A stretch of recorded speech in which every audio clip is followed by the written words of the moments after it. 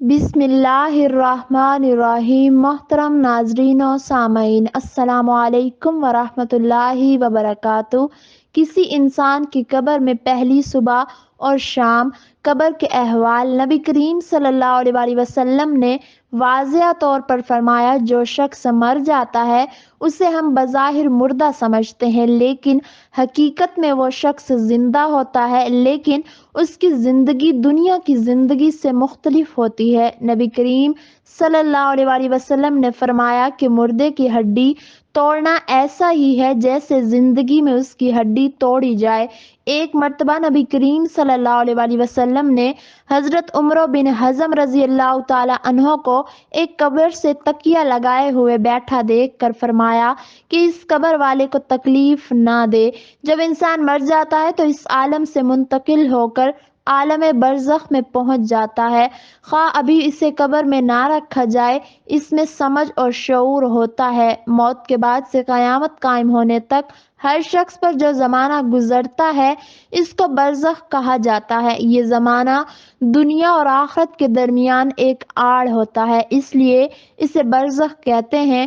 چونکہ عام انسان اپنے مردوں کو دفن کیا کرتے تھے، اس لیے احادیث میں برزخ کی راحت یا عذاب کے بارے میں قبر ہی کے لفظ آتے ہیں۔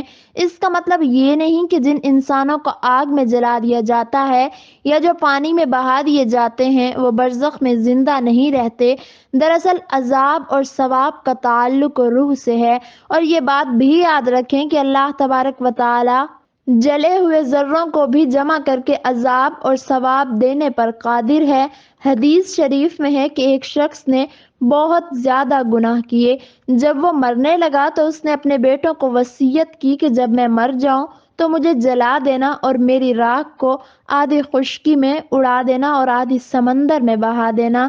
یہ وصیت کر کے اس نے کہا کہ اگر خدا مجھ پر قادر ہو گیا اور اللہ تبارک و تعالی نے اس کے باوجود بھی مجھے زندہ کر لیا تو مجھے ضرور بالضرور بہت سخت عذاب دے گا، جو کہ میرے علاوہ سارے جہانوں میں سے کسی اور کو نہ دے گا۔ جب وہ شخص مر گیا تو اس کے بیٹوں نے ایسا ہی کیا جیسا کہ اس نے وصیت کی تھی۔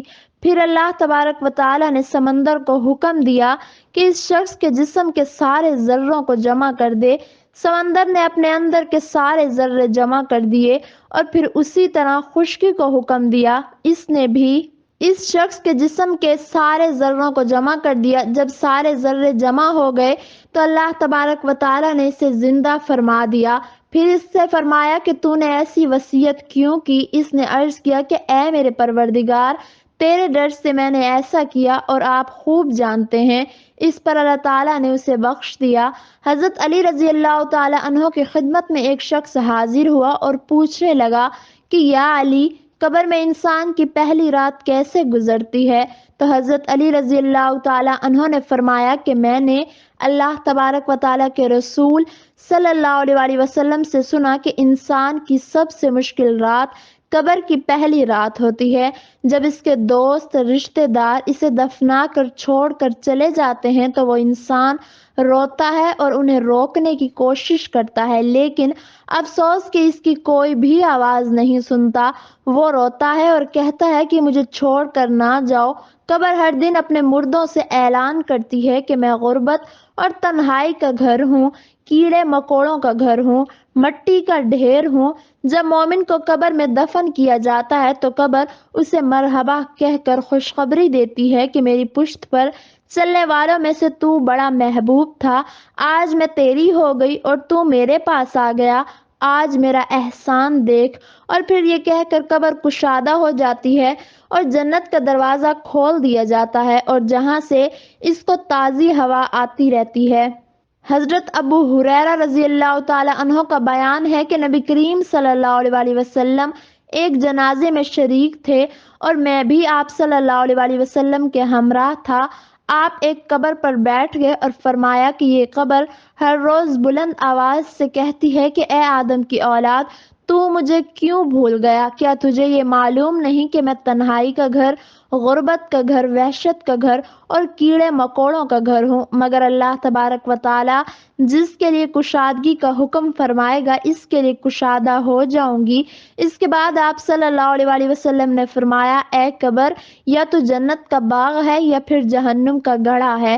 نبی کریم صلی اللہ علیہ وآلہ وسلم نے فرمایا کہ مردہ کو جب قبر میں رکھا جاتا ہے تو قبر اس سے کہتی ہے کہ اے ابن آدم، تو ہلاک ہو، تجھے کس چیز نے مجھ سے دھوکے میں رکھا؟ کیا تجھے معلوم نہ تھا کہ میں کیڑے مکوڑوں کا گھر ہوں؟ تجھے کس چیز نے مجھ سے بہکا کر نڈر کر دیا اور تو میری پشت پر بہت اکڑ کر چلتا تھا؟ اگر وہ مردہ نیک ہوگا تو جواب دینے والے اسے جواب دیں گے کہ اے قبر، تو دیکھ تو صحیح اس کے اعمال کیسے ہیں، یہ اچھائی اختیار کرتا تھا اور برائی سے دور رہتا تھا۔ یہ سن کر قبر کہتی ہے، یہ نیک تھا، اب میں اس کے لیے سرسبز ہو جاتی ہوں۔ مردے کا جسم اس وقت منور ہو جاتا ہے اور مردے کی روح اللہ تبارک و تعالیٰ کی طرف بھیج دی جاتی ہے، اور بدعمال مردے سے قبر کہتی ہے کہ تو نے میری تاریکی، میری وحشت، میری تنہائی اور تنگی، میرا غم تجھے یاد نہیں رہا۔ اور اس کے بعد قبر اس کو جکڑ لیتی ہے اور فرشتے اس کو ہتھوڑوں سے ایسے مارتے ہیں کہ اس کی پسلیاں ادھر کی ادھر ہو جاتی ہیں۔ پھر دوزخ کی کھڑکی اس پر کھول دی جاتی ہے اور وہ مردہ حشر تک اس عذاب میں مبتلا رہتا ہے۔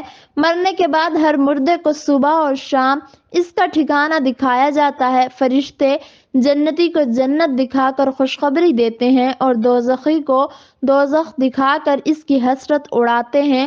حضرت قتادہ رحمۃ اللہ علیہ فرماتے ہیں، عذاب قبر کے 3 حصے ہیں: 1/3 عذاب پیشاب سے نہ بچنے کے سبب، 1/3 غیبت کے سبب اور 1/3 چغل خوری کے سبب ہوتا ہے۔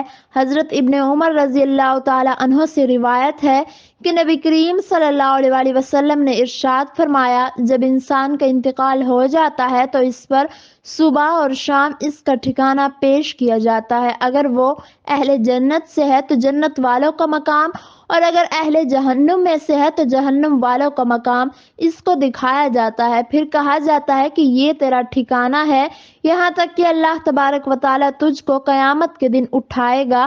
حضرت عائشہ رضی اللہ تعالی عنہا سے روایت ہے کہ ایک یہودی عورت آپ کے پاس آئی اور اس نے عرض کیا اور عذاب قبر کا ذکر کرتے ہوئے آپ رضی اللہ تعالی عنہ کو دعا دی، اللہ تبارک و تعالی آپ کو عذاب قبر سے بچائے۔ حضرت عائشہ رضی اللہ تعالی عنہا نے نبی کریم صلی اللہ علیہ وآلہ وسلم سے اس بابت سوال کیا کہ کیا واقعی عذاب قبر ہوتا ہے؟ تو آپ صلی اللہ علیہ وآلہ وسلم نے فرمایا، جی ہاں، عذاب قبر برحق ہے۔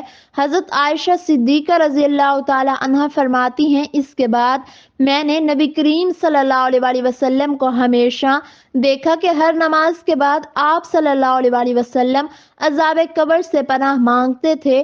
سیدنا ابو سعید خدری سیدنا زید بن ثابت رضی اللہ تعالی عنہ سے روایت کرتے ہیں، انہوں نے فرمایا، ہم قبیلہ بنو نجار کے ایک باغ میں نبی کریم صلی اللہ علیہ وآلہ وسلم کے ساتھ تھے۔ آپ صلی اللہ علیہ وآلہ وسلم خچر پر سوار تھے۔ اچانک وہ خچر اس طرح بتکا کہ آپ صلی اللہ علیہ وآلہ وسلم کو گرا دیتا۔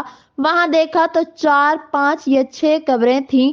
ارشاد فرمایا، ان قبر والوں کو کون جانتا ہے؟ ایک شخص نے کہا کہ میں جانتا ہوں۔